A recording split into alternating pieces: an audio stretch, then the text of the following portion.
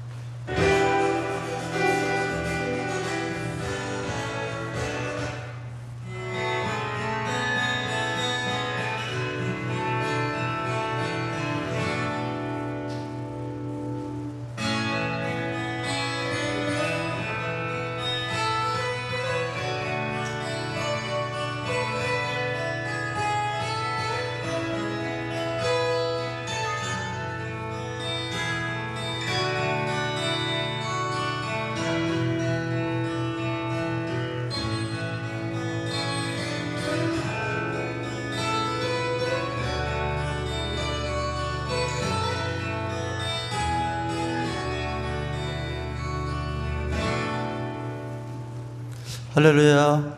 우리 다 같이 일어나셔서 찬양하심으로 주일을 예배 시작합니다.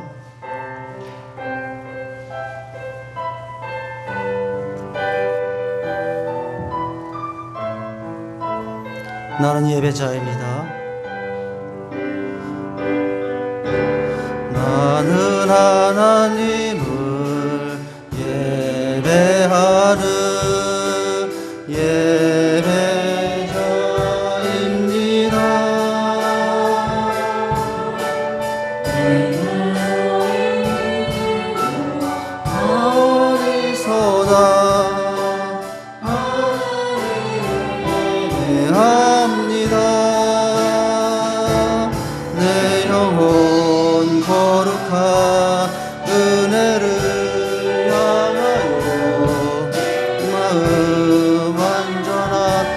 하나님 향하여 이곳에서 바로 이 시간 하나님을 나는 하나님을 예배하는 나는 하나님을 예배하는 예배자입니다.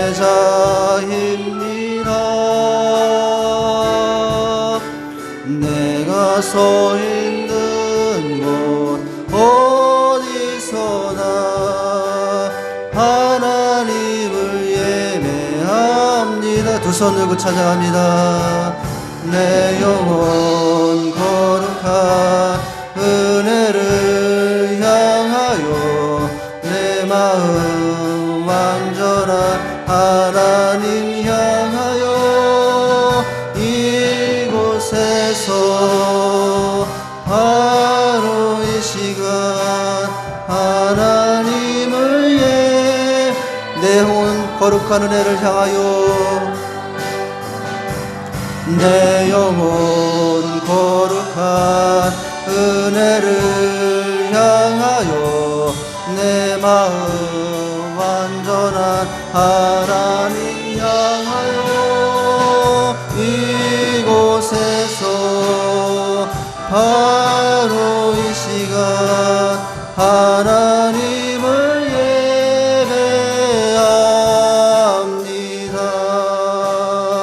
예배합니다. 전능하사 천지를 만드신 하나님 아버지를 내가 믿사오며 그 외아들 우리 주 예수 그리스도를 믿사오니 이는 성령으로 잉태하사 동정녀 마리에게 나시고 본디오 빌라도에게 고난을 받으사 십자가에 못 박혀 죽으시고 장사한 지 사흘 만에 죽은 자 가운데서 다시 살아나시며 하늘에 오르사 전능하신 하나님 우편에 앉아 계시다가 저리로서 산자와 죽은 자를 심판하러 오시리라. 성령을 믿사오며 거룩한 공예와 성도가 서로 교통하는 것과 죄를 사하여 주시는 것과 몸이 다시 사는 것과 영원히 사는 것을 믿사옵나이다. 아멘.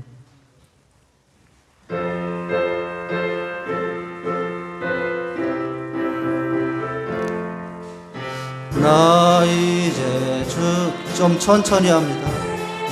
모든 옛 것은 지나고 새 사람이로다. 주 생명 내 맘에 강같이 흐르고 내 사랑 내게서 해같이 빛난다. 영생을 망리며 주 안에 살리라. 오늘도 내일도 주 함께 살리라. 주 안에 감추인 새 생명을 이전에 줬던 곳 이제는 값없다. 하늘의 은혜와 영화를 맛보니 찬송과 기도로 주 함께 살리라. 오늘도 내일도 주 함께 살리라. 오늘도 내일도 주 함께 살리라. 산천도 조목도 새곳 되었고 죄인도 원수도 친구로 변한다. 새 생명을 생을 누리니 주님을 모신 맘 새 하늘이로다. 영생을 누리며 주 함께 살리라. 오늘도 내일도 주 함께 살리. 두 손을 찬양합니다. 저 따라간 우리 가정에 있는 분들도 두 손 들고 찬양합니다. 찬송을 부르며 뒤따라가리라. 나 주를 모시고 영원히 살리라. 날마다 섬기며 주 함께 살리라. 영생을 누리며 주 안에 살리라. 오늘도 내일도 주 함께 살리라. 살리라.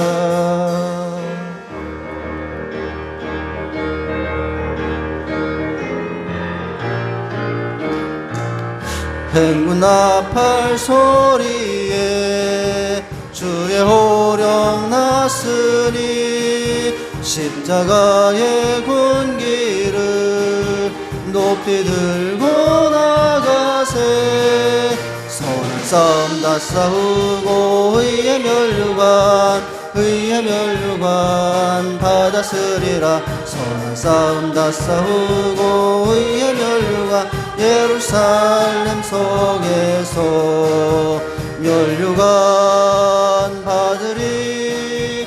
저 요단강 건너 우리 싸움 마치는 날 의의 멸류관 예루살렘 성에서 악한 마귀 권세를 모두 깨쳐버리고 승리하신 주님과 승전가를 부르세. 선한 싸움 다 싸우고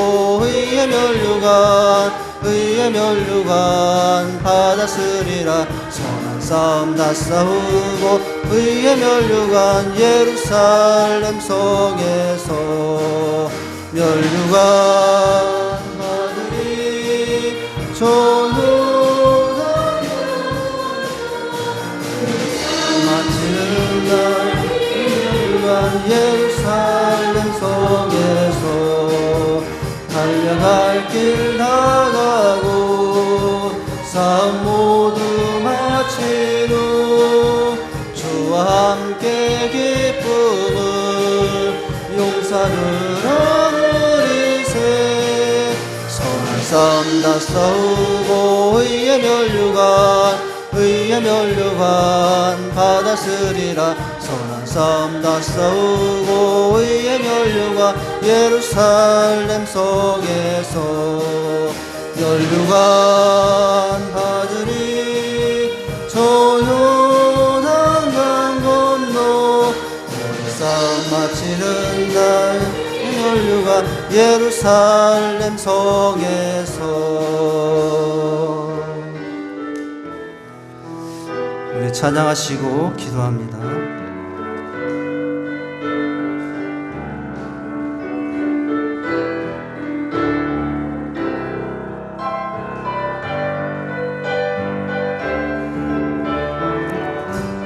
없는 날 삶께서 하시네. 잃어버린 날 찾으시는 은사.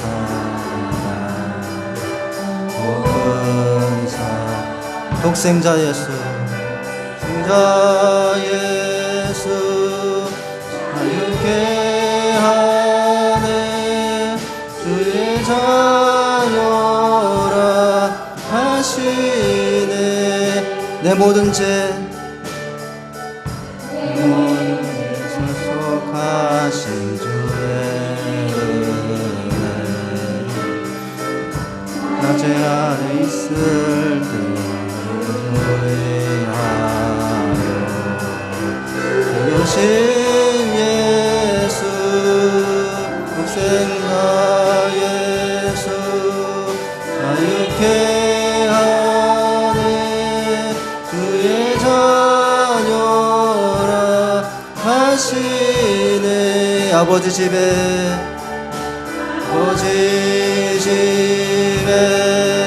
거할 곳 있네. 주의 자녀라 하시네. 택하시고 지키시며 날 자녀라 하시네. 그의 소유 삼으시고 날 자녀라 택하시고 지키시며 날 자녀라 하시네. 다시 한번 자격 없는 날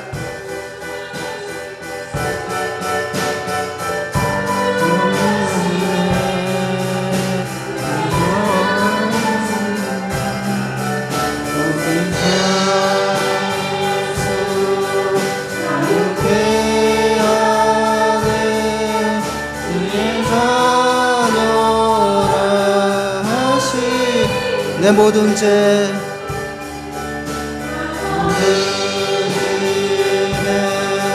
거할 곳 있네 주의 자녀라 하시네 대가시고 두 손 들고 찬양합니다.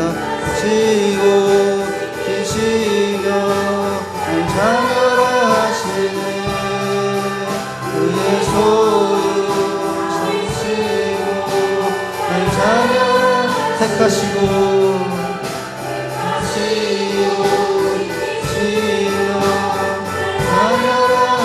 아버지 집에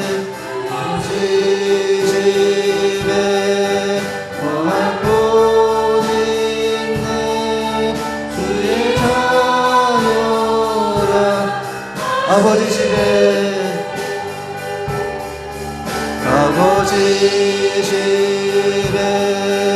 거할 곳 있네 주의 자녀라 마지막으로 아버지 집에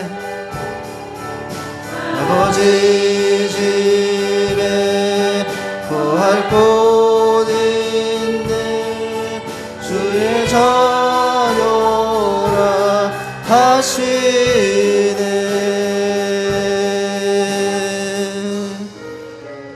이 시간은 한 주간 삶을 돌아보시며 회개하며 기도하며 나갑니다. 하나님 이 시간도 부르심에 감사하며 이 자리에 있지만 또 한 주간 부족했던 삶을 통회하고 자복합니다. 하나님 오늘도 저희의 마음을 받아주시고 우리의 삶을 받아주시옵소서. 오늘도 주 앞에 나가는 우리의 사랑과 또 우리의 마음을 또 헌신을 받아주시옵소서. 다 같이 기도하시겠습니다. 하나님 아버지 주님의 은혜와 사랑 감사합니다. 부족했던 저희들 하나님 다시 한번 공각지에서 부르시고 이 자리에 있게 하심을 감사합니다. 죄인의 모습으로 살았습니다. 하나님 주의 은혜로 이 자리에 있게 하셨습니다. 부족합니다. 연약합니다. 다시 고스럽게 하여 주시옵소서. 우리의 죄를 따라 처치하지 아니하시며 우리의 죄악을 따라 갚지 아니하셨으니 이는 하늘이 땅에서 높은 것 같이 그를 경외하는 자에게 그 인자하심이 크심이로다. 아멘. 하나님 아버지 감사합니다. 부족했던 저희이지만 다시 한번 주의 앞에 있게 하시고 이 시간도 우리의 삶을 돌아보며 다시 한번 마음과 또 신령과 진정으로 우리의 삶을 주 앞에 맡기게 하시니 감사합니다.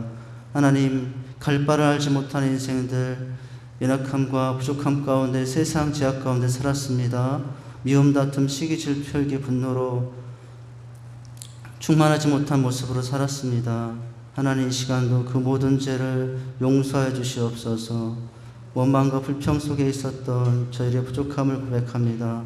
하나님 다시 한번 이 시간 주님 앞에 우리의 모습을 돌이키며 감사하며 신령과 진정으로 예배하는 귀한 시간 되게 하여 주시옵소서. 예수님 이름으로 기도하옵나이다. 아멘.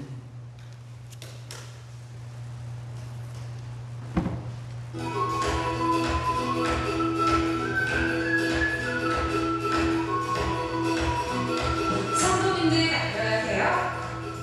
행복 모임 10주차입니다. 이번 주 행복 모임 실행 지침을 알아볼까요? 10주차 실행 지침. 첫째, 베스트 필요 채우기. 둘째, 특별 이벤트 진행. 셋째, 베스트 주일 예배로 인도. 다시 한번 볼까요? 베스트의 필요를 면밀히 살펴 베스트의 필요를 채워줍니다. 10주차에는 베스트를 위해 정성스럽게 준비한 특별 이벤트를 진행합니다. 마음이 많이 열린 베스트는 주일 예배로 인도합니다.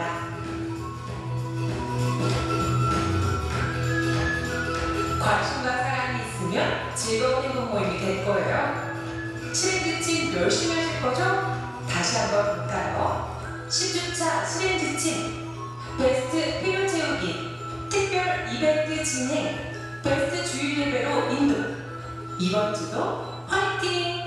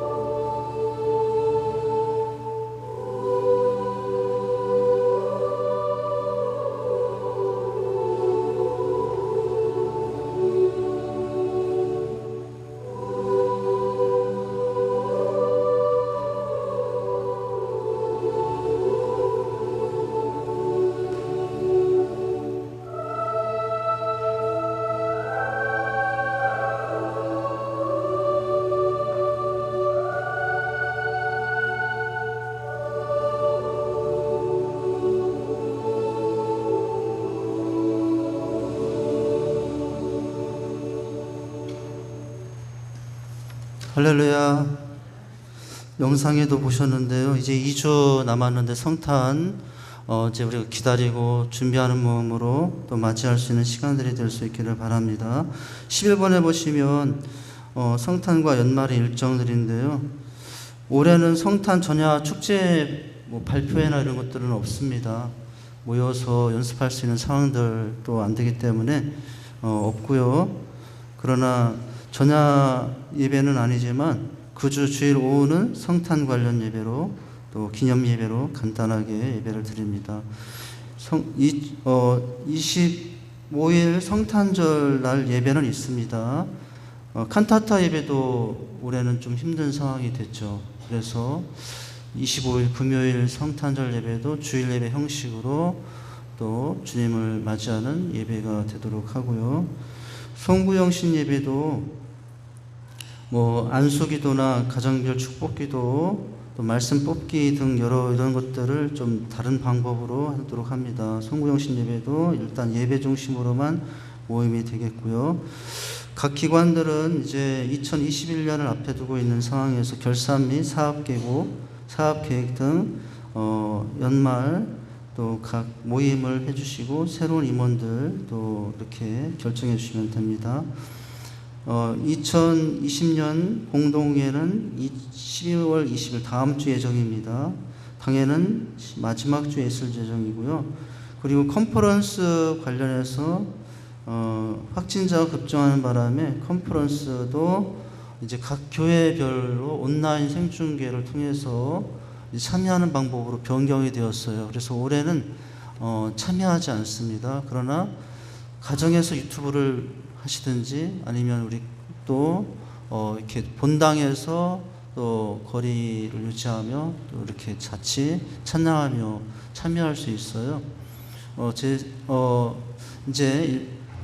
생각으로는 가정에서보다 그래도 좀 모여서 일정한 거리 유지 안에서 같이 참여하는 게 은혜는 더 있으리라고 생각이 됩니다. 그렇게 참여해 주시면 되겠고요.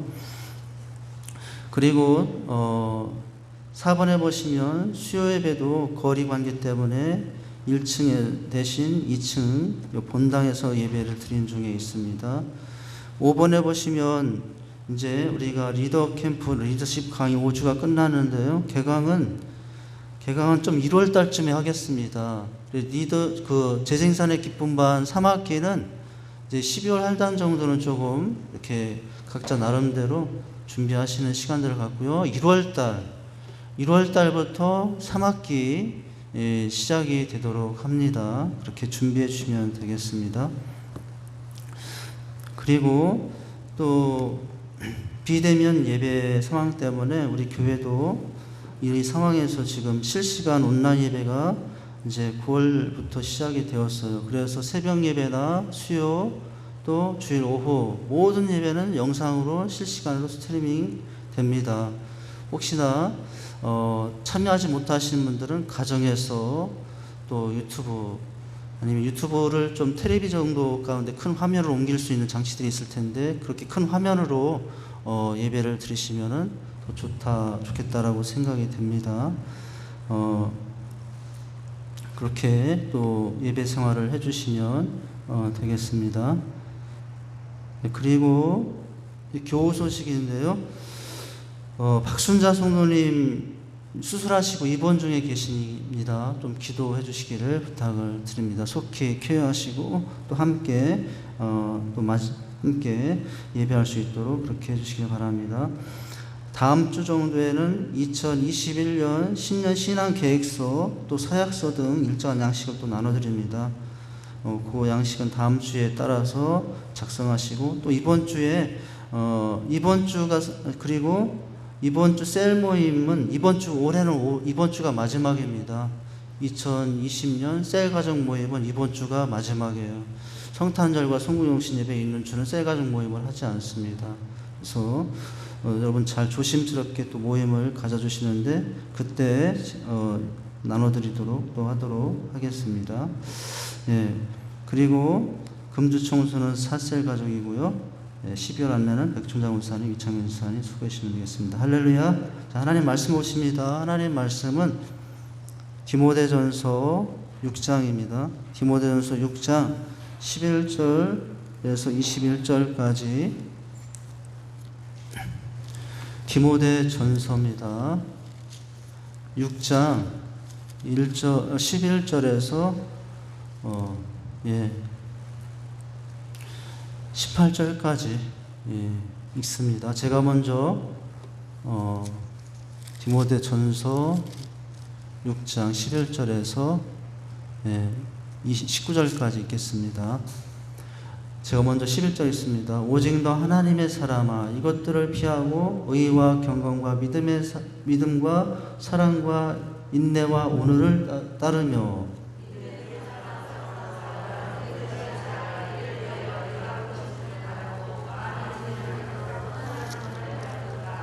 만물을 살게 하신 하나님 앞과 본디오 빌라도를 향하여 선한 증언을 하신 그리스도 예수 앞에서 내가 너를 명하노니,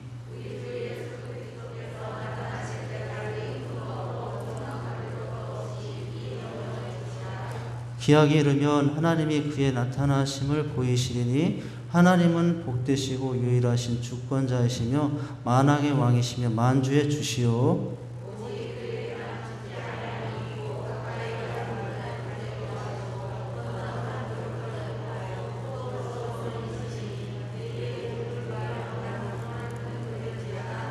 네가 이 시대의 부한 자들을 명하여 마음을 높이지 말고 정함이 없는 재물에 소망을 두지 말고 오직 우리에게 모든 것을 후히 주사 누리게 하시는 하나님께 두며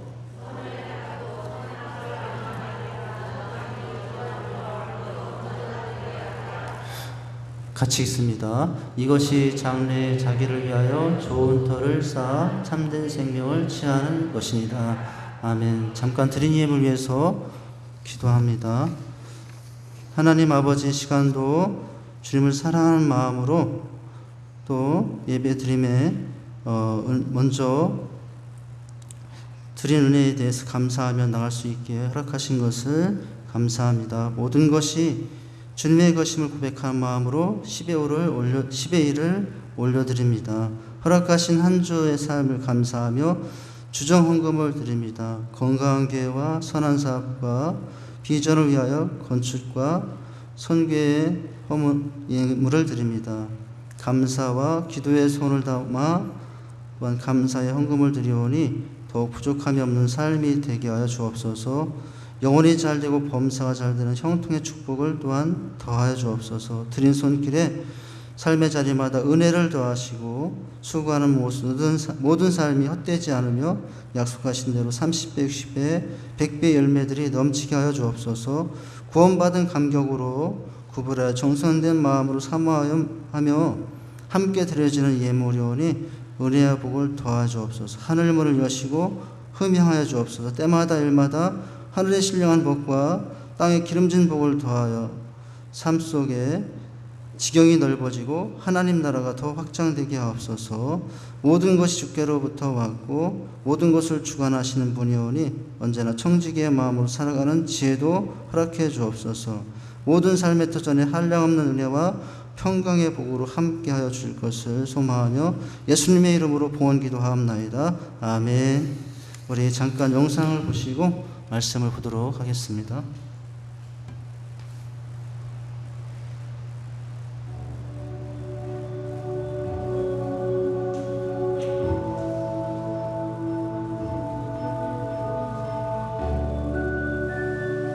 당신은 어떤 사람입니까?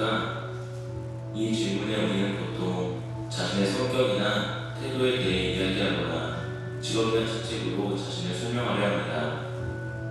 하지만 이러한 대답은 완전하지 못합니다. 어떤 일부의 피상적인 대답으로는 우리 자신의 존재, 즉 정체성을 온전히 정의할 수 없기 때문입니다. 정체성이라는 단어의 정의를 살펴보면 사전적 의미는 변하지 아니하는 존재의 본질이라고 정의되어 있습니다. 심리학자 X는 정체성을 자신 내부에서 일관된 통일성을 유지하는 것과 다른 사람과의 어떤 본질적인 특성을 지속적으로 공유하는 것 모두를 의미한다라고 정의하였습니다.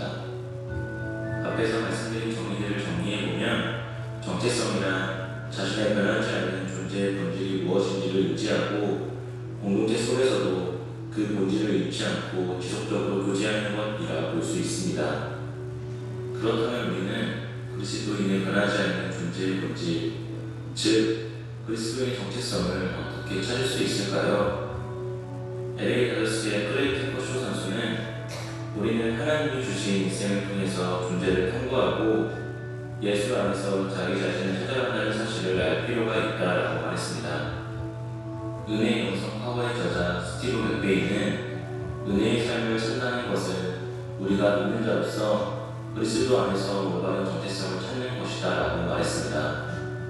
이처럼 우리는 그리스도 안에서 올바른 정체성을 찾을 수 있습니다. 그렇다면 우리가 그리스도 안에서 찾아야 하는 존재의 본질은 무엇일까요? 그것은 우리가 하나님의 사랑하는 자녀라는 것입니다. 할렐루야. 오늘 나는 하나님의 사람입니다 라는 말씀입니다. 한번 따라서 하시죠. 나는 하나님의 사람입니다. 나는 예배자입니다. 나는 하나님의 자녀입니다. 영상이 아직 절반뿐이 안 봤는데 그건 제가 카톡으로 보내드릴 때 그 나머지 부분은 더 확인하시면 되겠습니다. 오늘 말씀은 나는 하나님의 사람입니다. 정체성에 관한 말씀이에요. 인생에는 많은 질문이 있습니다. 근데 가장 먼저 해결할 질문 중에 한 가지가 나는 누구인가에 대한 대답이에요. 왜냐하면 내가 무엇을 하고 살 것인가, 내가 어떻게 살 것인가는 내가 누구인가의 정체성에서 나오기 때문에 그래요. 우린 누구라고요? 예배자예요. 하나님의 사람이에요. 하나님의 자녀죠. 내가 생각하는 나도 아니고 누군가가 이야기해 준 나도 아닌 성경에서 우리를 누구라고 하고 있냐면 하나님의 사람이다 라고 하고 있다는 거죠. 나 자신의 이 정체성을 알면 삶의 이유가 생기고 삶의 인생의 목적이 생기고 인생의 방향이 결정이 됩니다. 우린 누구라고요? 하나님의 사람이에요. 여러분은 하나님의 사람 맞습니까? 또한 예배자도 맞습니까? 하나님의 자녀도 맞습니까? 자신의 정체성을 이렇게 회복할 때 우리의 삶은 매사에 바른 생각과 바른 결정과 바른 행동을 하게 되어 있어요. 어떤 유혹, 환난, 미혹 가운데도 흔들리지 않은 자신의 정체성을 가지고 살 수 있기를 바랍니다. 우리의 마음과 정신을 건강하게 유지하게 되고 세상의 혼돈과 갈등 가운데서도 불안과 염려, 두려움이 엄습해와도 우리가 약해지지 않습니다. 또 피곤한 것 같은데 피곤한 인생이 되지 않아요. 어떤 위협 가운데서도 마음을 뺏기지도 않습니다. 굴복하지도 않습니다. 내가 누구인가를 아는 것이 그래서 중요합니다. 많은 사람들이 삶의 방향을 잃고 흔들리며 의미 없이 살아가는 것은 왜 그렇죠? 내가 누구인가에 관한 자신의 신분과 존재에 대한 명확한 인식, 확신이 없기 때문에 그래요. 사람은 스스로 어떻게 자신을 인식하느냐에 따라서 행동과 삶이 달라져요. 나는 이제 인생 소망 없는 사람이야. 그럼 그냥 막 사는 사람이 됩니다. 나는 이렇게 힘들어도 나 하나님의 사람이야. 그러면은 함부로 막 살지 않게 되는 것이죠. 자신의 정체성을 모를 때 환경이 어려우면 쉽게 낙심하고 삶이 흐트러져요. 하지만 자신의 정체성을 바로 인식하면 그 정체성에 합당한 삶을 살기 위해서 변함없이 또 노력을 하게 되어 있습니다. 오늘 본문은 우리가 누군가를 알려주고 그러기 때문에 우리는 어떤 삶을 살아야 되는가를 이야기해주고 있다라고 하는 거예요. 여러분, 바로 오늘 말씀은 바울이 디모데에게 쓴 편인데 디모데를 향하여 한 말이 있어요. 오늘 말씀의 첫 마디, 오직 너 하나님의 사람아, 이렇게 말씀이 시작이 돼요. 여러분, 디모데 전서 1장에 보면은 이 바울은 디모데를 향하여서 믿음의 안에서 참아들 디모데라고 하고 있어요. 사실은 친아들은 아니에요. 왜냐하면 사도 바울은 결혼하지 않고 평생 독신을 살았기 때문에. 그런데 너무나 사랑하는 젊은 청년, 이 디모데를 향하여 나의 믿음의 아들이라 라고 하며 사랑했죠. 디모데 전후서는 마지막 유언서와 같은 서신이에요. 디모데가 얼마 남지 않은 상황 가운데 기록한 서신입니다.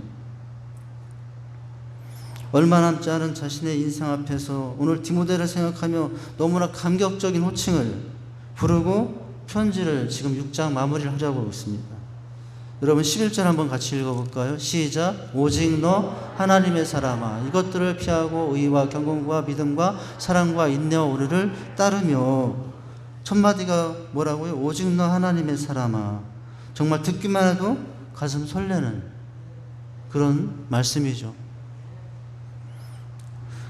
사실은 구약 성경에서 이 하나님의 사람이 한 70여 이상 나온다고 그래요. 그런데 이 하나님의 사람의 명칭이 붙은 사람들을 보면은 특별한 사람들에게 사용됐던 표현이에요. 구약 성경 속에. 여러분, 민족을 구원한 위대한 인물이었던 모세에게 사용됐던 말, 하나님의 사람 모세. 위대한 왕이었던 다윗에게도 하나님의 사람 다윗이라고. 능력의 선지자 엘리야, 엘리사도 하나님의 사람이라고 불렸죠. 여러분, 열왕기상 17장 18절 한번 볼까요? 특별한 사람에게 붙였던 이름. 열왕기상 17장 18절 시작. 여인이 엘리사에게 이르되 하나님의 사람이요 당신이 나와 더불어 무슨 상관이 있기로 내 죄를 생각하고 내 아들을 죽게 하고 나로. 여기 하나님의 사람이요, 이 아들을 살렸던 능력의 선지자를 향하여 하나님의 사람이라고 특별한 사람들에게 붙여줬던 이름 하나님의 사람이었어요. 그런데 사도 바울은 이처럼 특별한 사람에게 사용되었던 하나님의 사람의 명칭을 여러분 주저함 없이 누구에게 붙여주고 있어요? 디모데에게, 젊은 청년 디모데에게 붙여주고 있어요. 사실상 디모데는 하나님의 사람이라고 불리기에는 이런 앞에 언급된 사람들과 비교하면 너무 부족한 면이 많은 사람이에요. 어떤 면에서 보면 디모데는 여러분 구약에 나타났던 모세, 사무엘, 엘리야, 엘리사 같은 위대한 인물도 아닙니다. 그저 평범한 성도였고 평범한 젊은 사역자였어요. 혈통으로 보면 그는 헬라인 아버지와 유대 로마니 사이에 난 혼혈아예요. 좋지 않은 혈통이에요.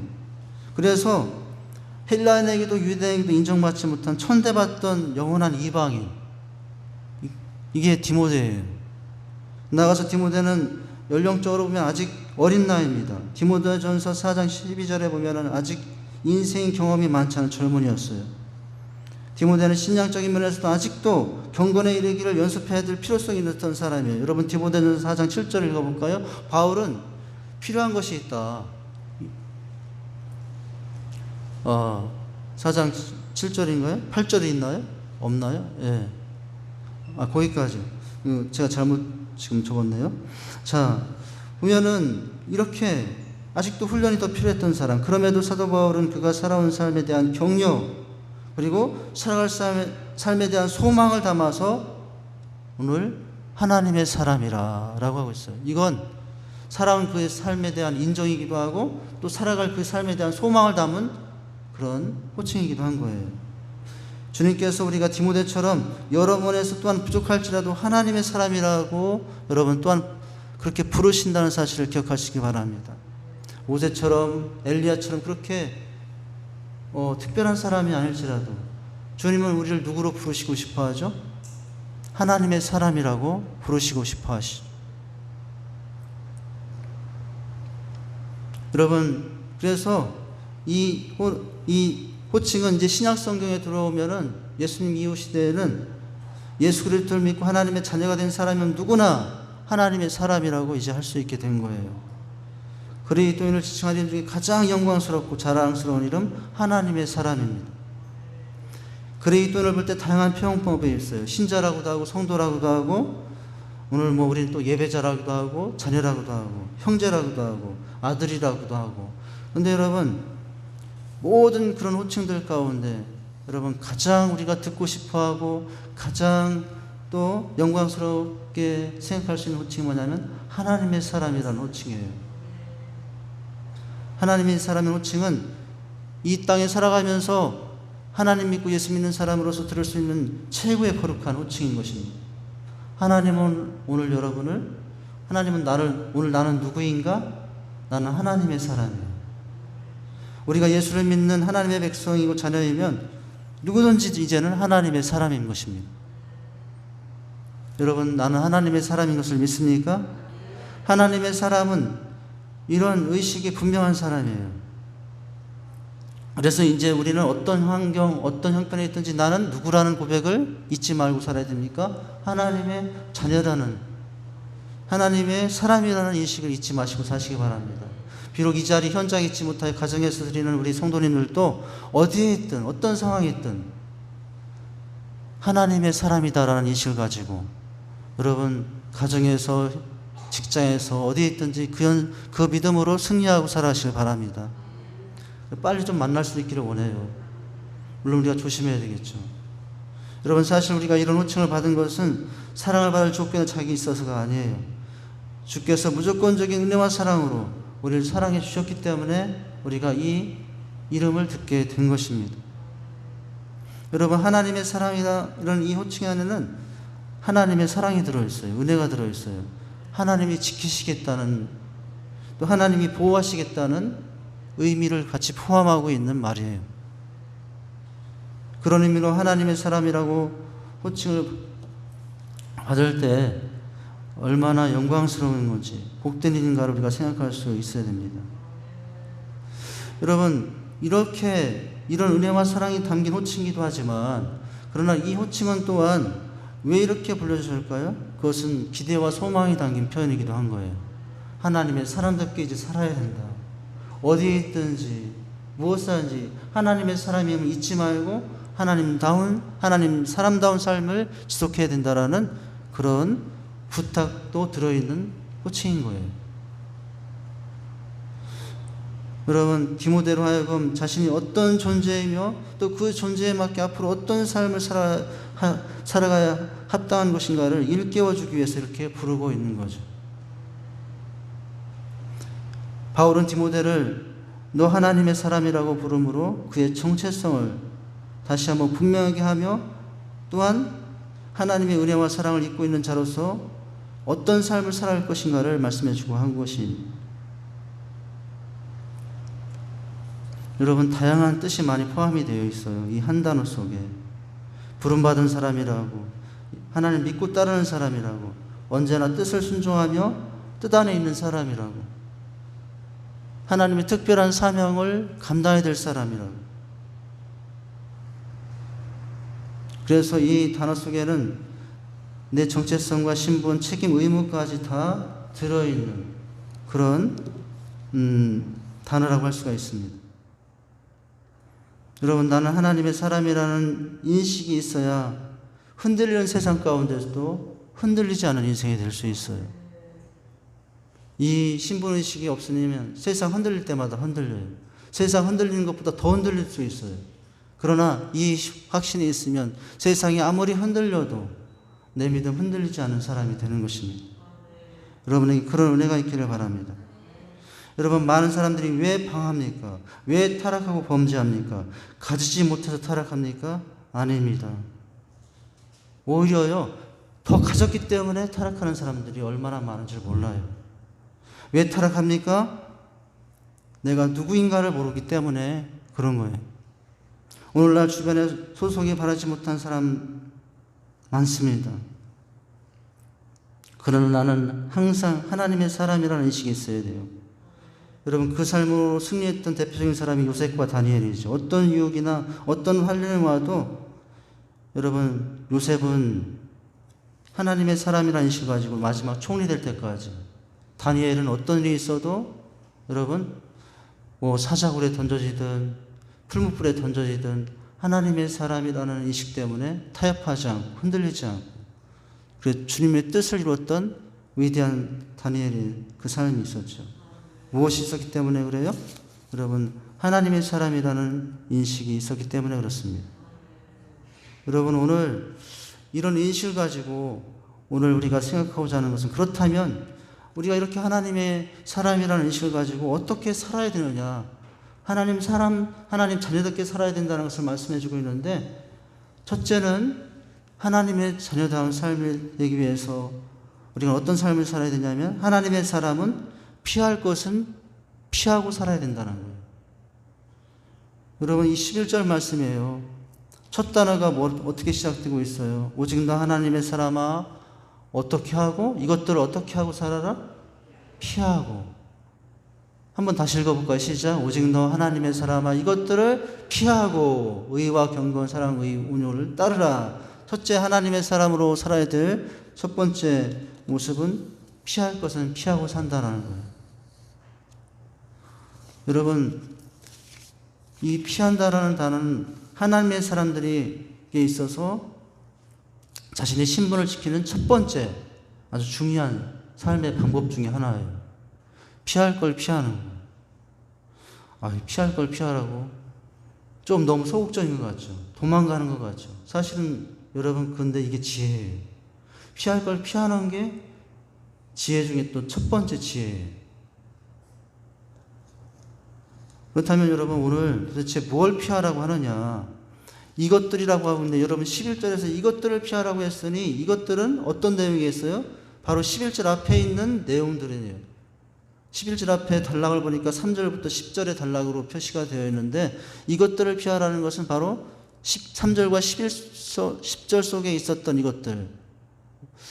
첫 번째는 뭐냐면은 여러분 피할 것들을 3절에서 보면 3절과 4절에 보면은 이렇게 되어 있어요. 여러분 3절과 4절을 한번 같이 읽어보죠. 시작. 누구든지 다른 교훈을 하며 바른 말 우리 주 예수의 말씀에 경건에 관한 교훈을 따르지 아니하면 그는 교만하여 아무것도 알지 못하고 변론과 언쟁과 좋아하는 자는 이로써 투기와 분쟁, 비방, 악한 생각이 나느니라. 여기 피할 것이 있는데 뭐예요?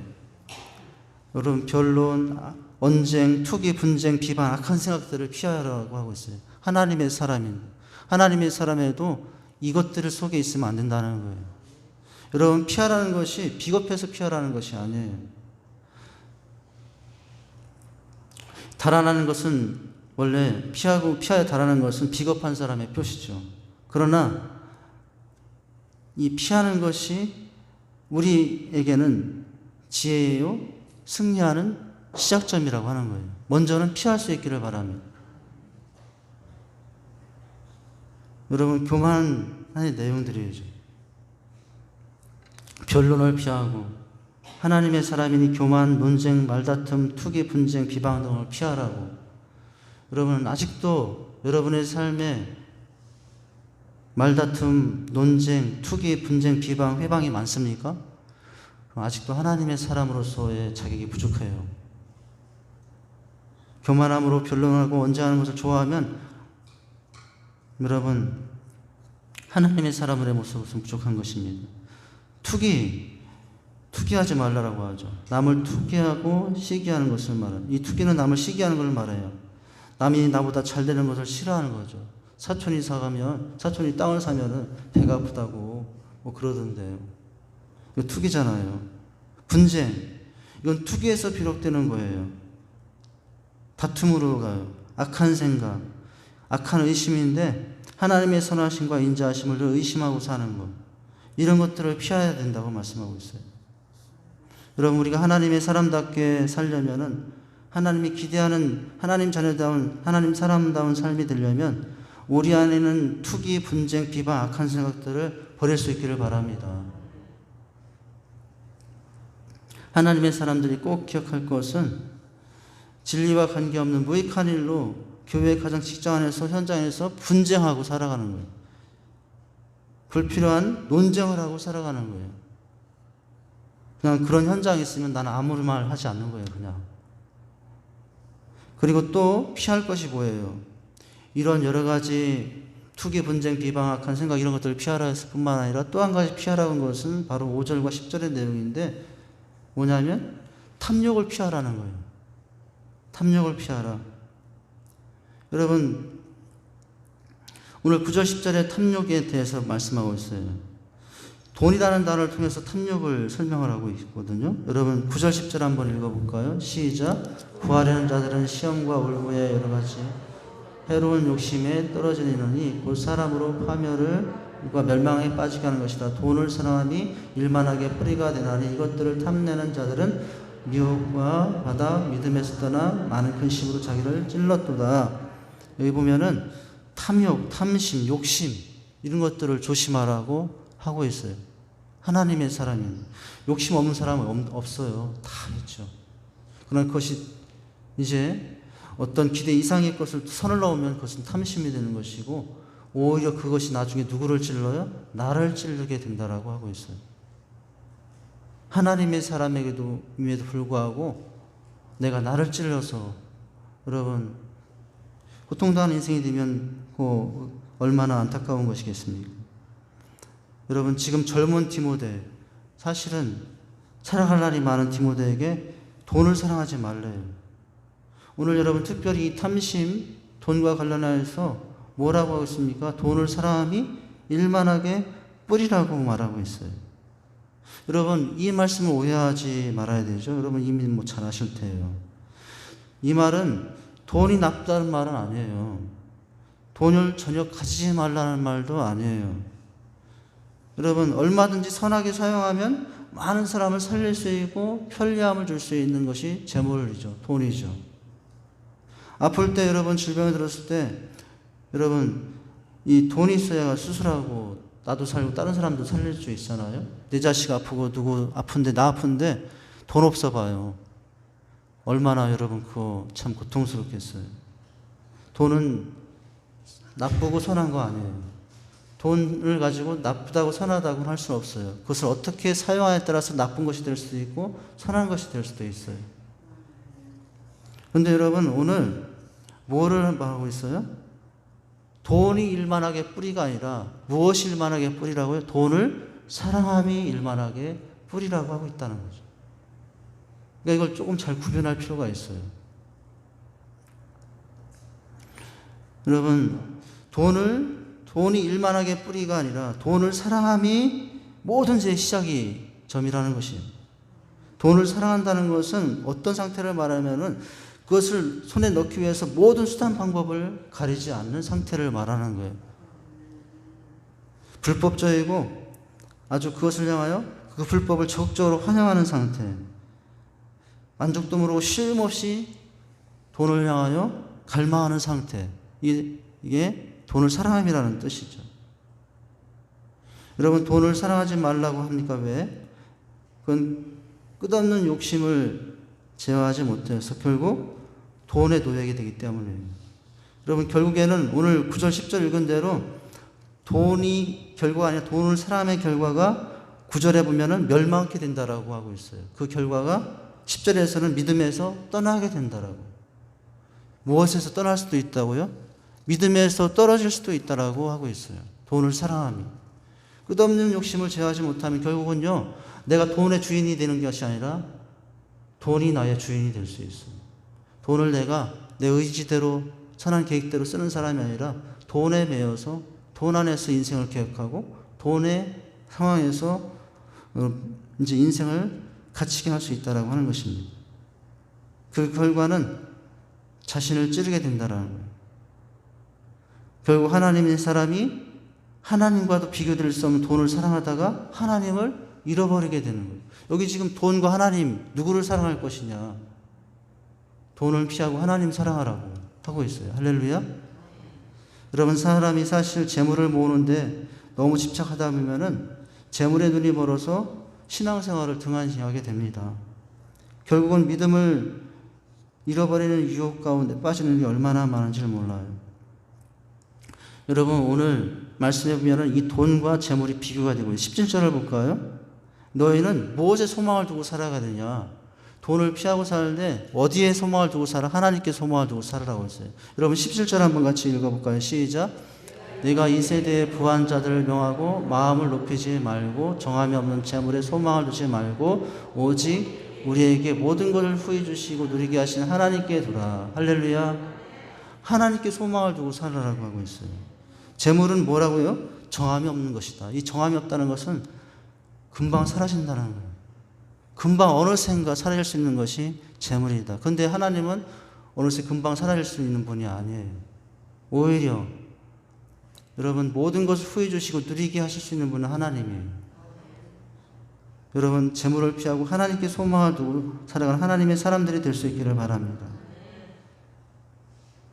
있는 것 같아도 바람처럼 살아갈 수 있는 것 정함이 없는 게 재물이라고 하고 있어요. 하나님은 후히 주시고 누리게 하시는 분이죠. 여러분 9절과 10절 말씀은 돈을 더 사랑하는 사람은 지나친 탐욕으로 결국 믿음을 잃게 되고 실족해 된다라고 하고 있습니다.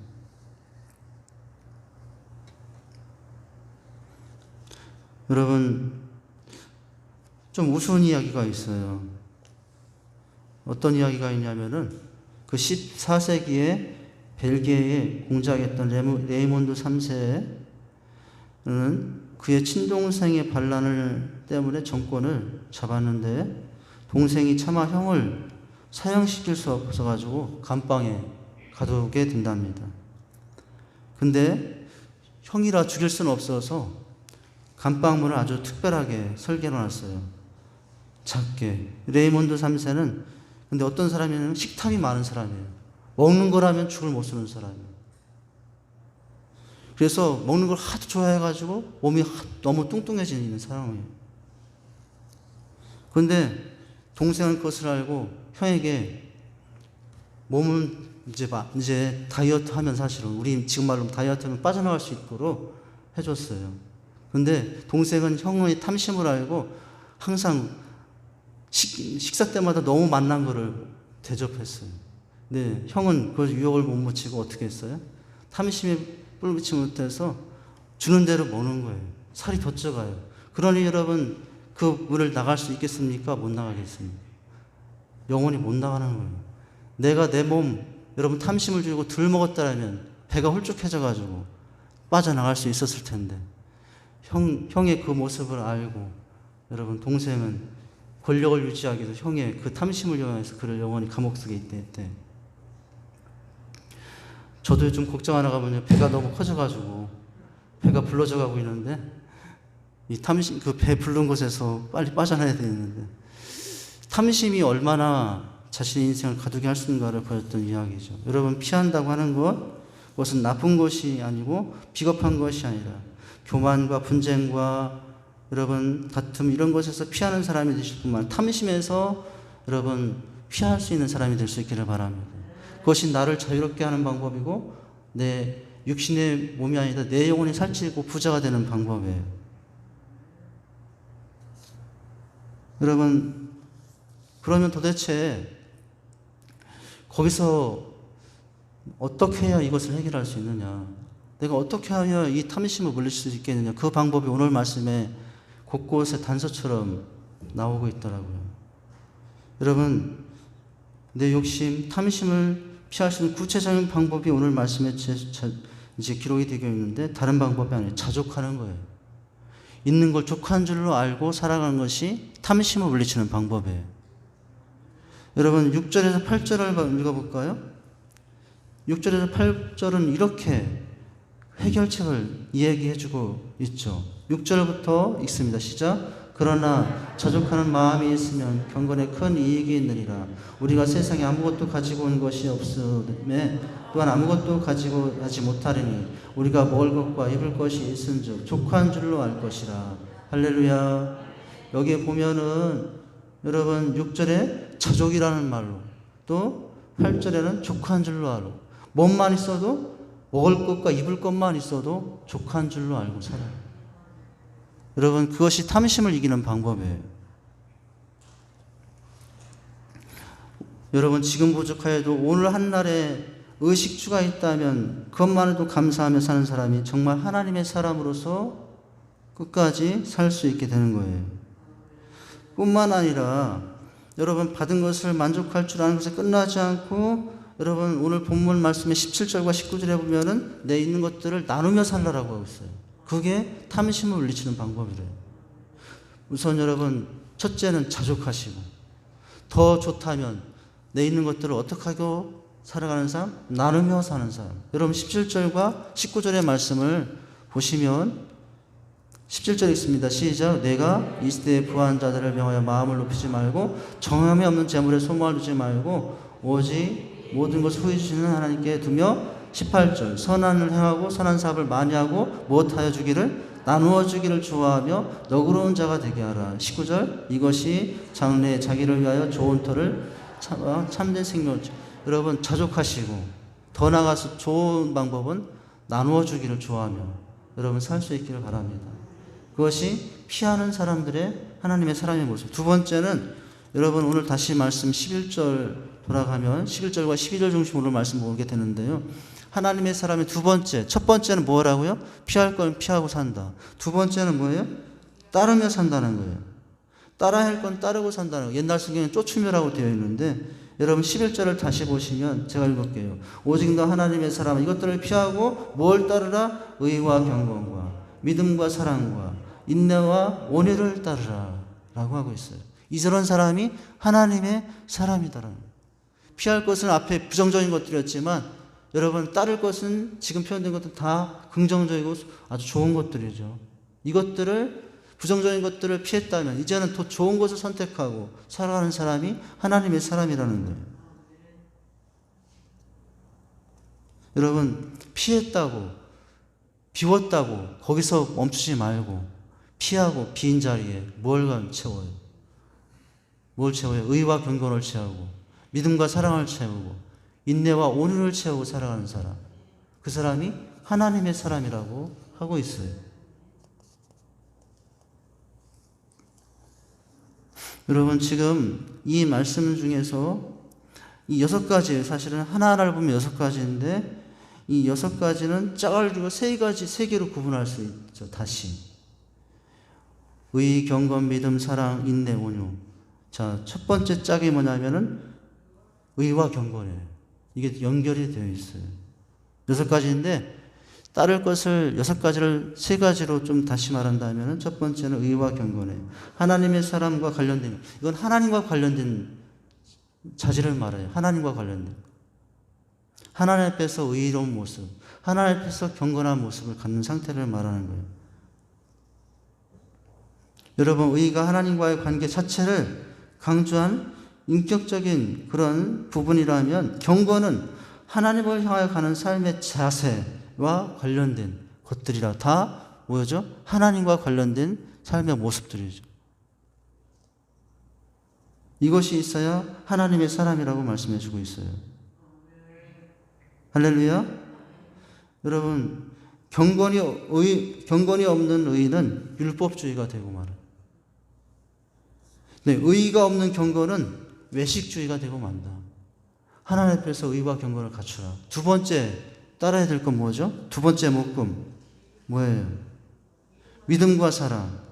이것은 나 자신과 이웃과의 관계 속에서 가져야 될 자질이에요. 첫 번째 것은 하나님과의 관계 속에서 가져야 될 자질, 의와 경건. 이 두 번째 짝인 믿음과 사랑은 나 자신과 이웃을 향하여 가져야 될 자질. 이것이 있어야 그 사람은 하나님의 사람이라고 지금 말씀하고 있는 거죠. 여러분, 그래서 바로 사랑이 없는 믿음은 회칠한 무덤이라고 합니다. 믿음이 없는 사랑은 생명 없는 조화 같다라고 하죠. 그래서 그다음에 이제 세 번째 짝은 뭐냐면 인내와 온유예요. 인내와 온유는 무엇과 관련되냐면 내 환경과 관련된, 의와 경건은 하나님과 관련된 것이고, 온유, 이제 믿음과 사랑은 나 자신과 이웃과 관련된 것이고, 그리고 또한 세 번째 가질 인내와 온유는 내 주변에서 일어나고 있는 내 상황과 사건들과 관련되어서 가져야 될 하나님의 사람의 자질이에요. 여러분, 우리가 둘러싸고 있는 환경들이 얼마나 어렵게 합니까? 지금도 여러분 너무 어렵잖아요. 이 어려운 환경, 주변 환경 앞에 우리가 하나님의 사람으로 가져야 될 태도는 뭐예요? 인내와 온유한 거예요. 인내하기 힘든 상황이에요, 지금. 또 이런 상황에서 온유하기도 좀 힘든 상황이에요. 하나님의 사람이라면 당연히 지금 우리가 부닥친 이런 상황 가운데 또한 가져야 될 가장 중요한 하나님의 사람으로서의 가져야 될 세 번째 태도는 뭐냐면, 따라야 될 태도는 뭐냐면 인내와 온유라고 하는 것입니다. 인내는 어떤 환경과 역경 가운데서 낙심하거나 굴하지 않고 온전한 믿음을 지키며 신앙의 도리를 다하는 거예요. 여러분, 이럴 때일수록 그렇게 사시기 바랍니다. 온유란 이해하는 너그러운 마음으로 대하는 걸 말해요. 인내는 다른 사람과의 관계에서 온유로 드러나게 되어 있습니다. 인내가 없이 온유함을 나타내는 것은 절대 불가능합니다. 그러니까 온유하는 것은 여러분 얌전하다는 것이 아니에요. 내가 힘이 있는데도 그 힘을 나타내지 않는 게 온유예요. 얼마든지 분을 할 수 있고 분할 내용이 있는데도 그 분을 참고 있는 게 온유죠. 그런 힘도 있고 그런 충분한 자격도 있는데 그냥 참고 살아가는 것. 이게 온유예요. 하나님의 사람으로 가져야 되는 모습이죠. 근데 그 온유를 끝까지 인내하는 모습으로 가지라는 거예요. 할렐루야. 여러분 이런 상황 가운데 주변에서 가족들하고도 부딪히고 직장 사람들한테 부딪히고 세상 사람들로 부딪히는데 여러분 이런 환경을 주는 그 세상을 향해서 여러분 우리는 인내하고 온유한 모습으로 여러분 살아갈 수 있기를 바랍니다. 그래야 저 사람들은 하나님의 사람이라는 소리를 듣죠. 여러분 바로 이렇게 하나님을 향하여는 의와 경건의 모습으로 나 자신과 이웃을 향하는 믿음과 사랑의 모습으로 급격하게 어느새 예상할 수 다가오는 우리 주변 환경에는 인내와 온유한 모습으로 취하는 사람이 누구라고요? 그 사람이 하나님의 사람이라고 하는 거예요. 그래야 당신은 하나님의 사람입니다. 이런 소리를 들 수 있는 거죠.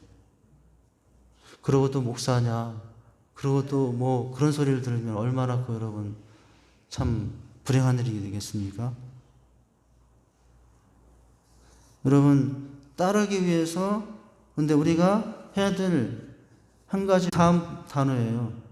여러분 바로 온유를 따르라 이런 것 6가지를 따르하면서 따르기 위해서 우리가 가져야 될 태도가 뭐냐면 12절 첫 번째 보시죠. 선한 싸움을 싸우라라고 하고 있다는 거예요. 여러분 싸우라는 단어는 성경에서 보면은 오늘도 우리 찬양했잖아요. 선한 싸움 다 싸우고 의의 면류관 취하리라고. 여러분 이런 6가지 즉 3가지 동물을 가지고 끝까지 포기하지 않고 여러분 신앙의 싸움, 믿음의 경주를 여러분 끝까지 달려갈 수 있기를 바랍니다. 여러분 디모데전서 4장 7, 8절 말씀 바로 다시 한번 볼까요? 7, 8절 이게 누구의 삶이었어요? 바울의 삶이었어요. 한번 읽어보죠. 시작. 나는 선한 싸움을 싸우고 나의 달려야 할 길 마치고 믿음을 지켰으니 8절 이제후로는 나를 위하여 의의 면류관이 예비였으므로 주고 의로우신 재판장이 그날에 내게 줄 것이며 내게만 아니라 주의 나타나심을 사모하는 모든 자에게 도니라. 여러분 디모데에게 이 싸우라는 표현은 사실은 자신이 살아왔던 이 삶을 이야기하면서 너도 나와 같이 싸우자. 피하고 따르기 위해서 애쓰자, 같이 힘쓰자 이렇게 말씀하고 있는 거예요. 여러분 마지막으로 첫 번째는 뭐라고요? 피하라고요. 두 번째는 뭐하라고요? 따르라고요. 세 번째는 뭐예요? 취하라는 거예요. 취할. 하나님의 사람은 취할 것을 취하는 사람이 되어야 된대요. 그런데 조금 난해한 말을 하고 있어요. 영생을 취하라. 이게 도대체 어떤 의미일까요? 영생을 취하라? 어떤 의미일까요? 여러분 오늘 12절 말씀 다시 한번 되돌아가 보면 12절 말씀을 이렇게 한번 읽어보죠. 시작. 믿음의 선한 싸움을 싸우라. 영생을 취하라. 이를 위해 내가 부르심을 받았고 많은 증인 앞에 선한 증언을 하였다오다. 여러분 영생을 취하라. 하나님의 사람으로서 해야 될 세 번째 모습이에요. 그런데 영생을 취한다는 것은 영생을 누린다라는 의미가 있어요. 이것은 영생을 단순히 가지고 있는 정도가 아니라 그 영생이 주는 기쁨과 영생의 소망을 내 삶 속에서 늘 감동 속에 그 영생을 느끼고 영생이 있음을 믿고 살아간다는 거예요. 하나님의 사람이라면 여러분 세상 지금 다 죽어가는 것 같지만 이런 상황 가운데도 어떤 사람이 하나님의 사람이에요? 나는 하나님 앞에 갈 사람이요 하나님의 영광 앞에서 영원히 주님과 함께 할 사람이라는 것을 지금 누리고 살아가시기 바랍니다. 그 사람이 하나님의 사람이에요. 영생을 얻은 하나님의 사람들이 세상 것 때문에 마치 세상이 다 끝난 것처럼 놀라고 슬퍼하고 고민하지 말라는 거예요. 물론 고민하고 대비하고 준비하고 조심스러워야 되지만 여러분 진정으로 하나님의 사람이라면 소망을 갖고 주신 영생의 그 하나님의 나라를 소망하면서 믿음의 눈을 열어 그의 나라를 보면서 믿음의 길을 열어 주님의 음성을 들으면서 여러분 지금도 세상 너무 시끄러운 소리가 있지만 세상 너무 혼란의 장면들만 보이지만 여러분 영생을 취하는 사람, 영생을 누리는 사람 이런 중에도 그런 중에도 하나님을 보며 하나님 주신 생명을 내 안에서 누리고 여러분 천국 갈 수 있는 사람이 하나님의 사람인 줄 믿습니다. 여러분 환난과 어려움 중에도 자신을 드리는 헌신 가운데 영생의 기쁨을 누리고 살라는 거예요. 하나님과의 영적인 교제를 놓치지 말라는 의미입니다. 이런 중에도 주님과의 관계를 통해 받은 기쁨과 하나님의 자녀에 대한 기쁨과 영생에 대한 기쁨은 무엇과도 비교할 수 없는 기쁨이에요. 여러분 그런 기쁨들을 잃지 말라는 거예요. 여러분 그런 기쁨들 다 잊어버리고 눈앞에 보이는 어떤 현상 앞에 기쁨을 다 뺏기고 영생의 누림을 여러분 벗어나서 살고 있는 건 아닙니까? 다시 한번 그 기쁨을 그 누림을 회복하며 살 수 있기를 바랍니다. 왜 그래요? 우리 하나님은 누구시기 때문에 그래요? 여러분 13절을 보세요. 우리가 믿는 하나님은 이런 분이기 때문에 그래요. 13절 시작. 만물을 살게 하신 하나님 앞에 본디오 빌라도를 향하여 선한 증언을 하신 예수 그리스도 앞에서 내가 여기 보면 첫 번째 중요해요. 만물을 살게 하신 하나님. 영생을 주신 그 하나님은 살게 하신 하나님이죠. 또 뿐만 아니라 15, 16절에 보니까 기약이 이르면 나타나셔서 은혜를 주신 분으로 표현하고 있어요. 여러분 15절을 읽어보세요. 영생을 주신 우리 하나님 어떤 분이신가요? 지금도 이런 상황 가운데 이 세상을 다스리는 분은 어떤 분이신가요? 여러분 15절 있습니다. 시작. 기약이 이르면 하나님이 그의 나타나심을 보이시니 하나님을 복되시고 유일하신 주권자이시며 만왕의 왕이시며 만주의 주시오. 16절. 오직 그에 가만 죽지 아니함이 있고 가까이 가지 못할 곳에 거하시고 어떤 사람도 보지 못하였고 또 볼 수 없는 이시니 그에게 존귀와 영광이 돌릴지어다. 할렐루야. 여러분 죽음을 넘어서신 하나님께서 약속의 때가 이르면 나타나셔서 세상에 볼 수 없던 빛 가운데 인도하여 존귀를 누리게 하실 분이에요. 우리가 그 존귀 가운데 빛 가운데 들어갈 인생의 힘을 지금 누리시고 살아갈 수 있길 바랍니다. 지금 잊어버리지 말고 여기 취하라는 것은 지금인 거예요. 하나님의 사람이면 무엇보다도 놓지 말아야 될 것은 이 땅에서 우리의 인생의 한계만 보고 사는 사람이 아니라 지금은 이 땅 여기에 있어도 하나님이 인도하실 영원 속에서 영원히 주님과 함께 영생의 은혜를 지금의 삶 속에서 누리며 살아가는 사람인 줄 믿습니다. 비록 지금 당장 절망이 몰려오고 어두운 그늘이 몰려와 내 앞을 가로막을지라도 영생을 누리는데요. 호흡이 닿는 날까지 주님 앞에 서시기 바랍니다. 모든 힘을 주를 위해 다 쏟으시고 사시기 바랍니다. 그 사람이 영생을 누리는 사람이에요. 이런 중에도 주님 위해서 호흡 닿는 날까지 모든 힘을 위해서 쏟는 사람, 그 사람이 영생을 누리는 사람이에요. 여러분 늘 마지막에 주님이 기뻐 안아주실 모습을 기대하며 항상 주님 앞에 살아도 주를 위해 죽어도 여러분 살아도 주를 위해 죽어도 주를 위해 사는 자가 참으로 영생을 지금 누리고 사는 자인 줄 믿으시길 바랍니다. 나중이 아니에요. 지금인 것 중요한 것이에요. 그 선한 싸움 마치는 날 예루살렘 성에서 의와 영생의 멸관을 여러분 받게 될 것을 지금 소망하시며 사시기 바랍니다. 하나님의 사람이라면 죽음 앞에 목전에서 그때만 소망하고 사는 사람이 아니라 지금 비록 힘들고 어려운 중에도 여러분 그 소망을 다 사가려는 지금의 이 상황 가운데서도 여러분 그 소망을 가지고 살면 어떻게 살겠습니까? 있는 힘 다 쏟으시며 하나님을 위해서 내 삶을 드리며 사는 인생이 되는 줄 믿습니다. 그렇게 사는 사람이 영생을 누리는 사람이고 그렇게 사는 사람이 영생을 취할 수 있는 사람이라는 거예요. 그 사람이 하나님의 사람인 줄 믿으시기 바랍니다. 안타깝게도 영생을 가지고 있지만 누리지 못하는 사람이 많아요. 그런 사람은 아직도 세상적인 것에 관심을 두고 있기 때문에 자기가 영생을 소유했다는 사실에 감동받지 못합니다.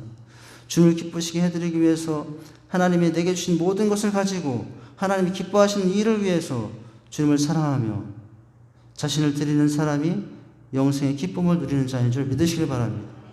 여러분 그런데요 사실 그건 적은 거예요. 하나님께 내가 있는 힘을 다해서 산다고 해도 그건 하나님께 아주 작은 것을 드렸을 뿐이에요.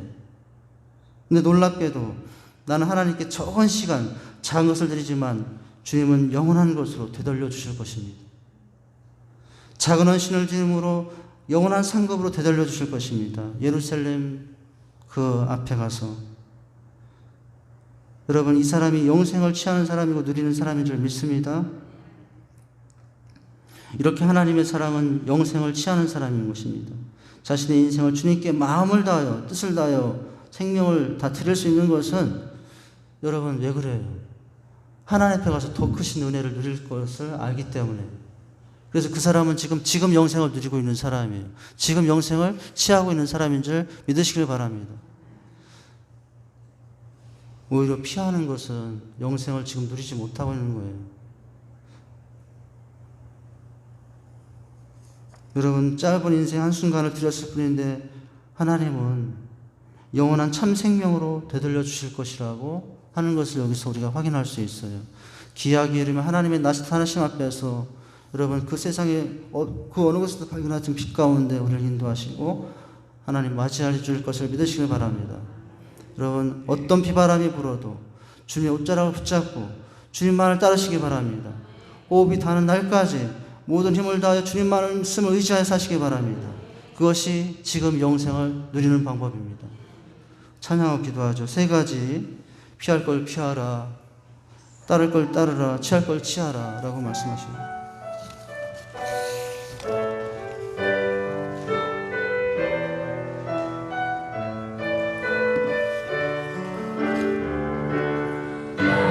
오직 주의 옷을 붙들리, 나 오직 주님을 따르리. 내 삶에 나 못할지라도 이 근조만 찬양. 나 오직 주의 사랑 전하리, 나 오직 주의 사랑 전하리, 나 오직 주의 이름을 걸으리. 내 삶에 모든 힘이 닿을 때까지 주를 의지하며 사망의 모든 죄를 몰려라. 나를 낳고 덮을지라도 나의 맘 내게 물어와도 주의 사랑 끊을 수 없으리. 나 오직 주의 사랑하리라. 나 오직 주님에게 하리라. 나의 삶 마지막은 길에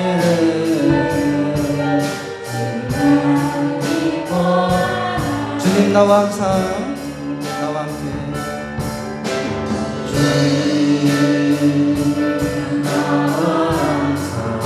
주님 나와 항상 나와 함께 하시니. 주님 나와 항상 나와 함께 주님 나를 항상 인도하시니. 주님 나를 항상 나를 인도하시니. 주님 나를 항상 나를 인도.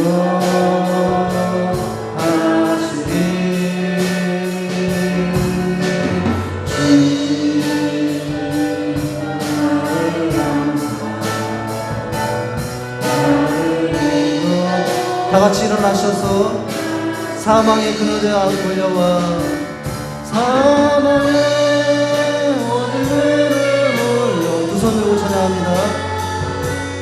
나를 낳고 덮을지라도 절망의 밤 내게 불어와도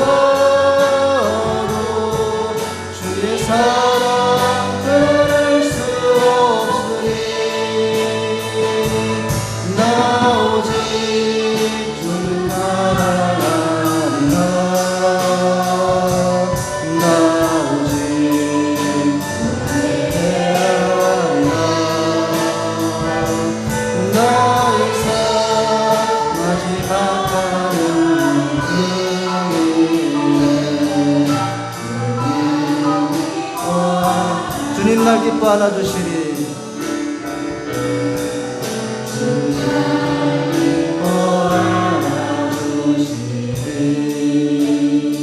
하나님 아버지, 오늘 우리의 삶 하나님의 사람이라는 사실을 다시 한번 확인하고 아버지 늘 어디에 있든지 그 인식 가운데 살아갈 수 있도록 인도해 주시옵소서. 그 호칭에 하나님의 나를 향한 사랑이 들어있습니다. 아버지 하나님께서 택하시고 인도하시는 하나님의 은혜가 들어있습니다. 또한 그 호칭에는 우리가 살아야 될 삶에 대한 하나님의 기대가 들어있습니다. 하나님, 피할 것을 피하고 사는 하나님의 사람 되게 해주시옵소서.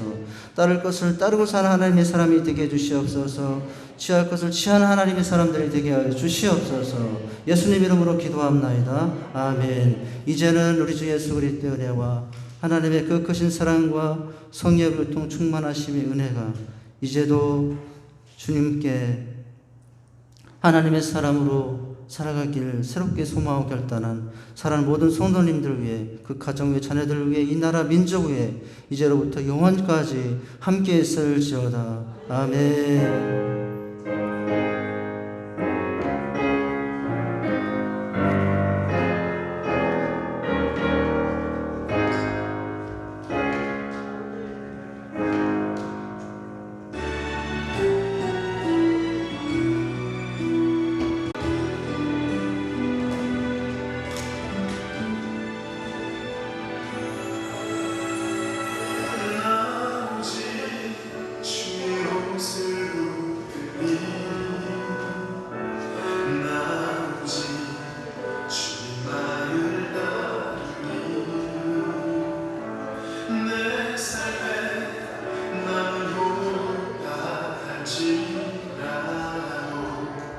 내 입술